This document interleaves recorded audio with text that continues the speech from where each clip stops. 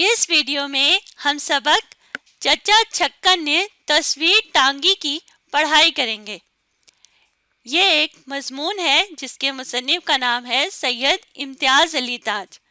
ये एक मिजाहिया तहरीर है।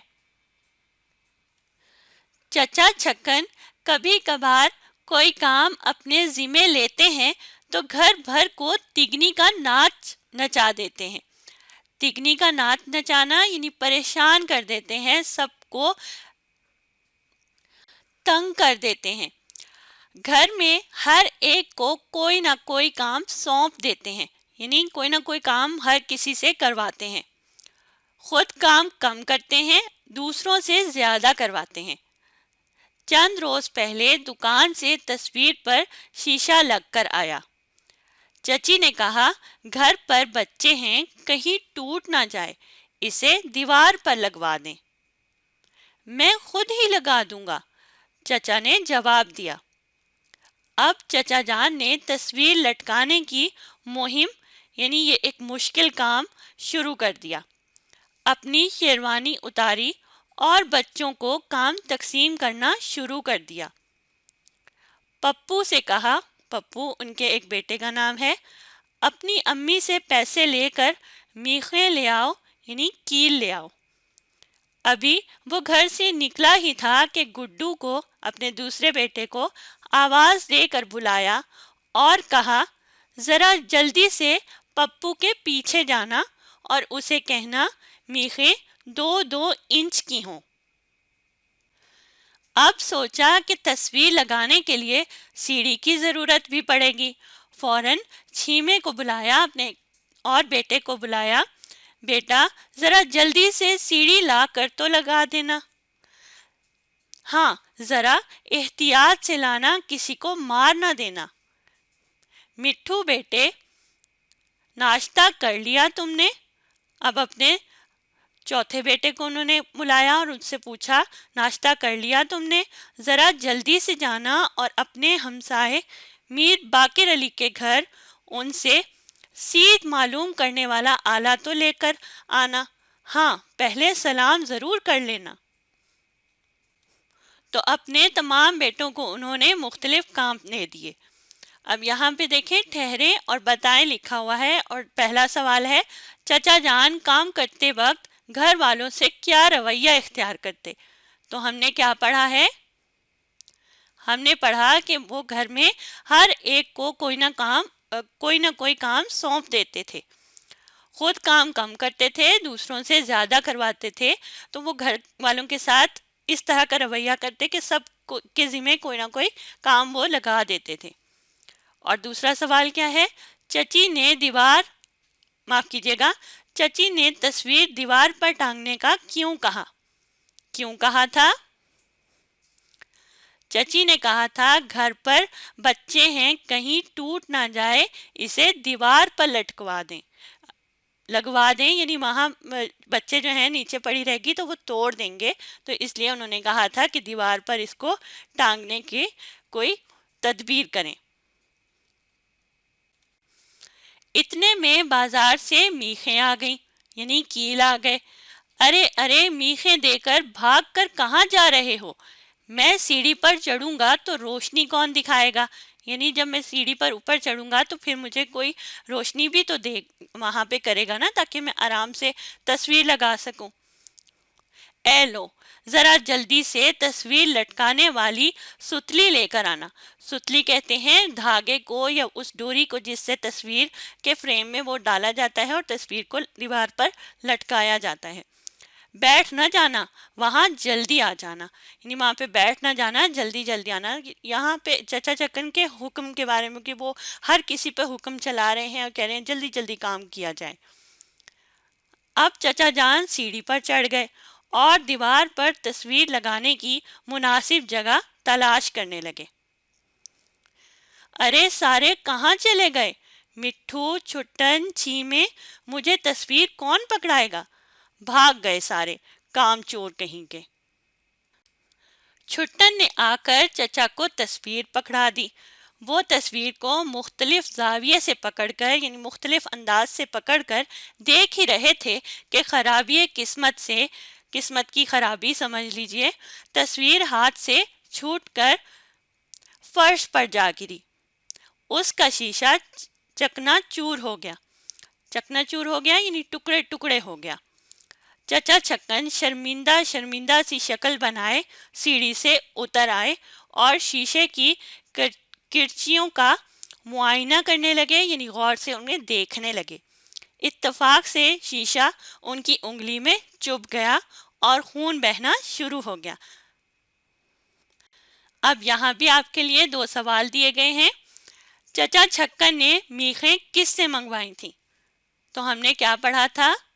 اپنے کس بیٹے سے میخیں منگوائی تھیں انہوں نے؟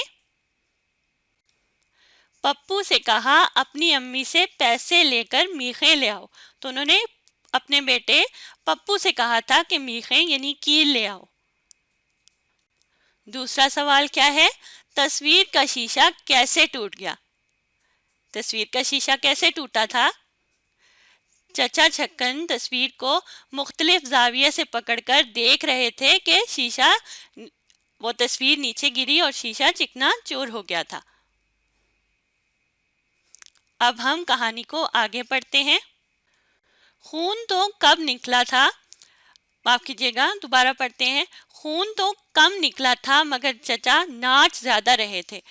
اب وہ حقیقت میں ناچ نہیں رہتے، لیکن وہ اچھل رہے تھے کہ مجھے تکلیف ہو گئی یا میرا خون نکل آیا، مجھے چوٹ لگ گئی۔ تکلیف سے ہائے ہائے کر رہے تھے۔ خون روکنے کے لیے رومال کی ضرورت تھی۔ سب کو رومال ڈھونڈنے پر لگا دیا اور خود انگلی پکڑ کر کرسی پر جا بیٹھے۔ اب منظر یہ تھا کہ چچا چھکن کرسی پر بیٹھے بڑبڑ کر رہے تھے، یعنی مسلسل بول رہے تھے اور گھر بھر رومال ڈھونڈ رہا تھا۔ سارے گھر میں کسی کو اتنی توفیق نہیں، یعنی اتنی کسی میں ہمت نہیں ہے کہ میری شیروانی ڈھونڈ نکالے۔ اس کی جیب میں رومال ہے، مگر شیروانی تو ایسے غائب تھی جیسے گدھے کے سر سے سینگ۔ گدھے کے سر سے سینگ ایک محاورہ ہے، اور یہ تب بولا جاتا ہے جب کوئی چیز بھی نہ مل رہی ہو اور غائب ہو جائے، نظر ہی نہ آ رہی ہو کوئی چیز۔ اب سارے تو چچا کی شیروانی تلاش کر رہے ہیں اور چچا انہیں القابات سے نواز رہے ہیں، یعنی مختلف ناموں سے انہیں بلا رہے ہیں۔ بولتے بولتے چچا کرسی سے اٹھے تو کیا دیکھتے ہیں کہ خود ہی شیروانی کے اوپر بیٹھے تھے۔ یعنی باقی سب کو تو انہوں نے اس کام میں لگایا ہوا تھا کہ شیروانی ڈھونڈو، اور اصل میں وہ شیروانی کے اوپر خود ہی کرسی پر بیٹھے ہوئے تھے۔ کھسیانے ہو کر بولے، یعنی شرمندہ ہو کر بولے، چھوڑو، ہم نے خود ہی ڈھونڈ لی ہے، تمہارے سامنے تو بیل بھی کھڑا ہو تو نظر نہیں آتا۔ پٹی باندھنے اور نیا شیشہ لگ کر آنے میں 1 گھنٹے سے زیادہ وقت گزر گیا۔ اب دوبارہ تصویر لگانے کا مرحلہ شروع ہوا۔ چچا سیڑھی پر چڑھ گئے۔ سارا گھرانہ، سارے گھر کے لوگ ان کی سیڑھی کے ارد گرد کھڑا تھا۔ کسی کے ہاتھ میں تصویر، کسی کے پاس میخیں، کسی کے پاس ستلی اور کسی کے پاس ہتھوڑا تھا۔ 2 آدمی سیڑھی پکڑے کھڑے تھے۔ ٹھہریے اور بتائیے میں سوال کیا ہے؟ پٹی باندھنے اور تصویر کو نیا شیشہ لگنے میں کتنا وقت لگا؟ تو بتائیے کتنا وقت لگا تھا؟ 1 گھنٹے سے زیادہ وقت گزر گیا۔ بالکل صحیح، پٹی باندھنے اور نیا شیشہ لگ کر آنے میں 1 گھنٹے سے زیادہ وقت لگا تھا۔ چچا چھکن نے ہتھوڑا مانگا، دے دیا گیا۔ کیل مانگی، دے دی گئی۔ چچا ابھی ہتھوڑا سیدھا ہی کر رہے تھے کہ کیل نیچے جا گری۔ کھسیانے ہو کر بولے، شرمندہ ہو کر بولے، ارے دیکھنا کہاں جا گری ہے۔ اب جناب سب کے سب گھٹنوں کے بل بیٹھے کیل تلاش کر رہے ہیں۔ چچا چھکن سیڑھی پر کھڑے بڑبڑا رہے ہیں، یعنی مسلسل بول رہے ہیں۔ 10 آنکھیں ہیں، کسی کو کیل نظر نہیں آ رہی۔ میں ہوتا تو کئی مرتبہ ڈھونڈ چکا ہوتا۔ کم بختو، کیا میں پورا دن سیڑھی پر کھڑا رہوں گا؟ دوسری کیل ہی دے دو۔ سب کی جان میں جان آئی، یعنی سب نے سوچا کہ چلو جان بچ گئی۔ دوسری کیل دے دی گئی۔ چچا میاں نے کیل کو مطلوبہ جگہ پر یعنی جو جگہ انہوں نے دیکھی صحیح جگہ پر رکھا اور زور سے ہتھوڑے سے ضرب لگائی۔ ضرب لگانے کا مطلب مارنا، یعنی کیل پر اس زور سے ہتھوڑا مارا۔ پلستر نرم تھا، پوری کیل اور آدھا ہتھوڑا دیوار کے اندر گھس گیا، وہ جگہ تصویر لگانے کے قابل نہ رہی۔ تو دیکھیں کہ اس مزاحیہ انداز میں مصنف نے یہاں پہ بات ہمیں بتائی ہے کہ پلستر نرم تھا اور وہ چچا میاں تو بس مؤثر تھے کہ وہ ضرور تصویر کو ٹانگ کر ہی دم لیں گے۔ اب چچا میاں نے جگہ بدلی، نئی جگہ پسند کی، سارا سامان وہاں پہنچایا گیا اور چچا پھر سیڑھی پر چڑھ گئے۔ کافی دیر تک تو دونوں دیواروں سے فاصلہ ماپتے رہے، یعنی فاصلہ وہاں سے یہاں تک ناپ رہے تھے کہ تصویر کہاں لگانی چاہیے۔ نیچے کھڑے سب گھر والے بھی الگ الگ مشورے دے رہے تھے۔ اتنی بحث ہو رہی تھی کہ گویا یعنی لڑائی ہو رہی ہو، یعنی سب لوگ مسلسل باتیں کر رہے تھے، بحث کر رہے تھے، نہیں یہاں نہیں وہاں لگانی چاہیے، وہاں نہیں ادھر لگانی چاہیے، تو ایسے لگ رہا تھا کہ کوئی لڑائی ہو رہی ہے۔ خدا خدا کر کے تصویر لگانے کی جگہ پسند آئی، خدا خدا کر کے کہ آخر کار تصویر لگانے کی ان کو چچا کو ایک جگہ پسند آ ہی گئی۔ کیل پکڑی، ہتھوڑا بلند کیا یعنی اونچا کیا، اس سائڈ پہ لے کر گئے اور میخ پر ضرب لگائی یعنی اس پر دوبارہ ہتھوڑے سے مارا یا اس کو ٹھونکنے کی کوشش کی۔ خدا کا کرنا نشانہ خطا ہو گیا، یعنی نشانہ صحیح جگہ پہ نہیں لگا، ہتھوڑا سیدھا ہاتھ کے اوپر جا لگا۔ ایک تیز سی آواز کے ساتھ ہاتھ سے ہتھوڑا چھوٹ گیا، ہاتھ پر لگا تو ان کے ہاتھ سے ہتھوڑا چھوٹ گیا جو نیچے کھڑے بچے کے پاؤں پر جا گرا۔ بچے کا رونا پیٹنا اور چیخنا چلانا شروع ہو گیا۔ اس موقع پر چچی جان بھی آ پہنچی اور بچے کو سنبھالنے کے ساتھ چچا کو کھری کھری سنانے لگی۔ کھری کھری کا مطلب ہوتا ہے سچی بات سنانا۔ کہنے لگی اگر اسی قسم کے تماشے کرنے ہوں تو مجھے پہلے بتا دیا کریں، میں بچے لے کر گھر سے چلی جایا کروں گی۔ تو وہ غصہ دکھانے لگی چچی چچا کو۔